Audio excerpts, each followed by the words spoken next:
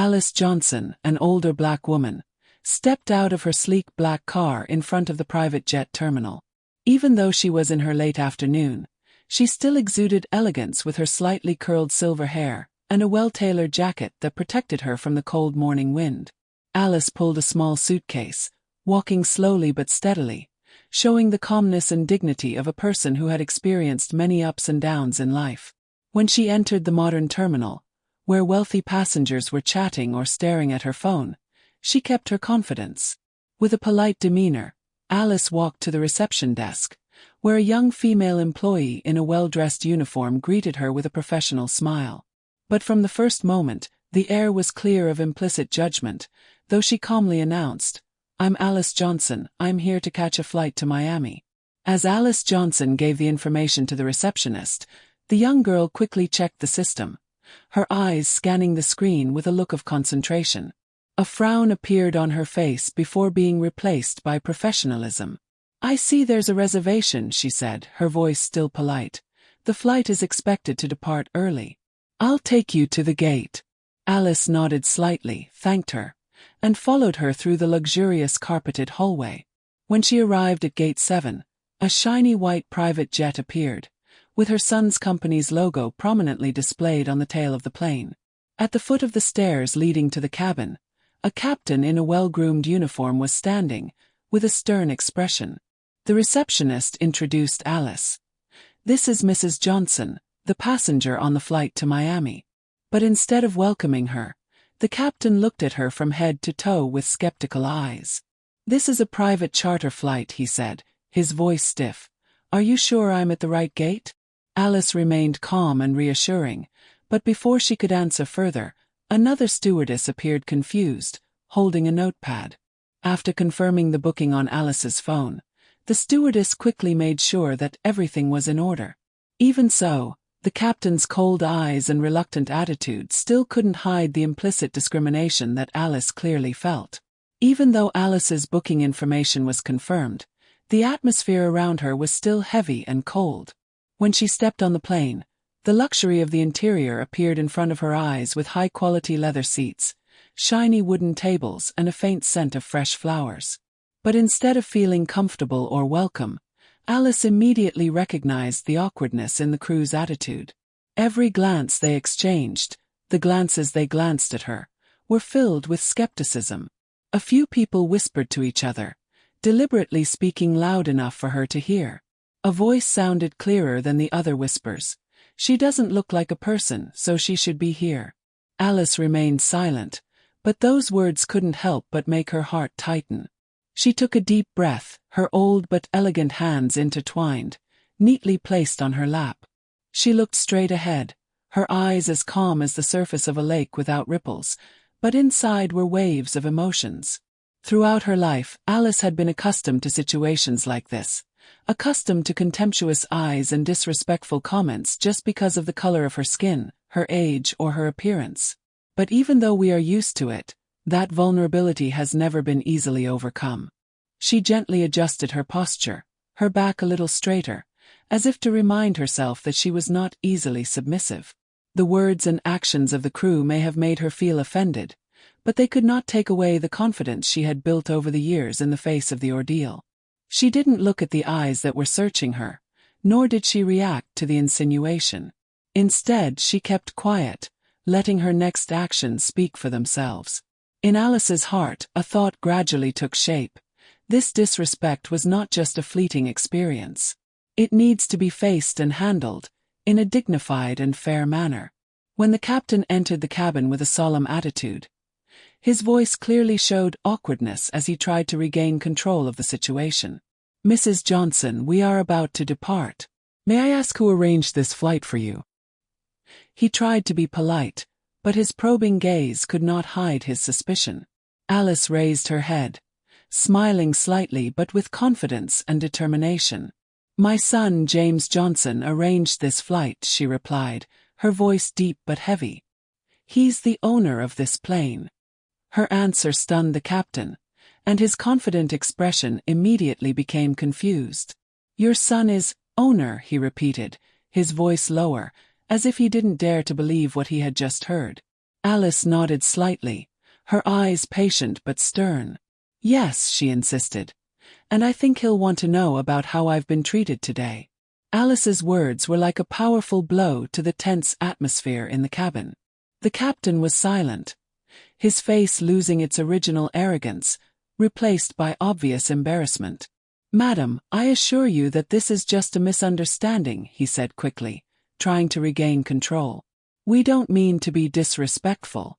Alice just stared at him, her sharp eyes making it impossible for him to keep his gaze for long. "Is that so?" she asked, her voice gentle but authoritative. "Because from my perspective, things are not like that. It seems that your judgments and attitudes are completely deliberate." The whole cabin became so silent that there was only a small noise from outside the plane. The crew stood silently, no one dared to speak, and Alice sat there, her calmness and confidence as if to emphasize the power of the truth she had just revealed. Her words not only expose disrespect but also remind them that she is not someone they can look down on. Alice gently took the phone from her bag, moving slowly but decisively. She dialed the number and put the phone to her ear, her voice calm but solemn. "James, you are on the plane, but there is a problem with the crew. They have made it clear that they don't think their mother belongs here. I need you to handle this." Without further ado, Alice hung up, leaving a tense silence in the chamber. The crew glanced at each other awkwardly, and their expressions gradually changed from complacency to worry. They couldn't predict what would happen, but the atmosphere changed completely. Just a few minutes later, James Johnson appeared at the station, walking with a majestic appearance in an elegant suit. His presence immediately attracts attention, and no one can mistake this for a man of power. He stepped onto the plane.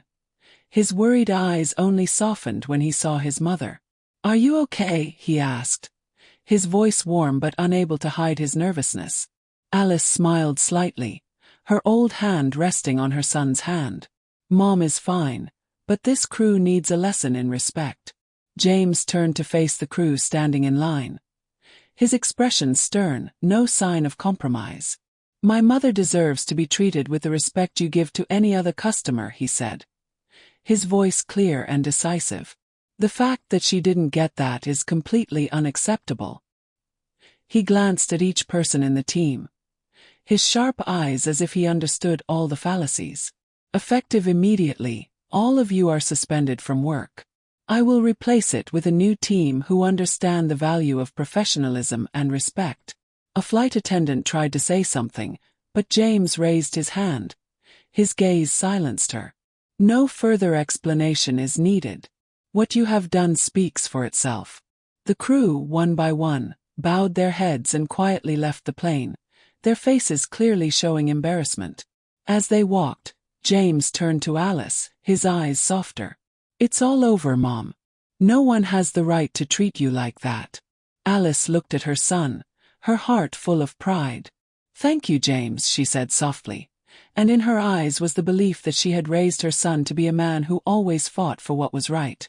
When the crew left, the air on the plane became unusually quiet. James looked at them, once again feeling the seriousness of the situation. He turned around. His eyes still did not leave his mother.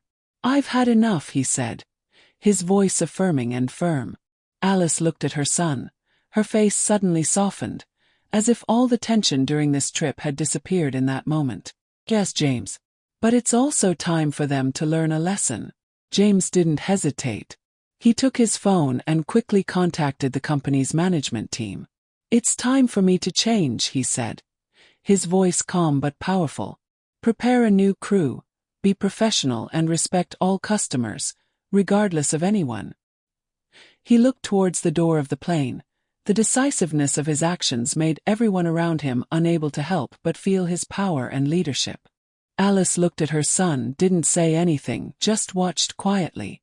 She understands that this is not only an act to protect her, but also an important step in reaffirming the value and respect that everyone deserves. James continued to give orders to the executive team, and soon all procedures were in place for the plane to continue its journey without any hindrance. With this decisiveness, everything was solved in the blink of an eye.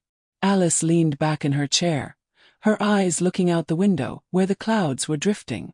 Not only did she feel the peace of the flight, but she also saw the pride and strength in the way her son handled everything.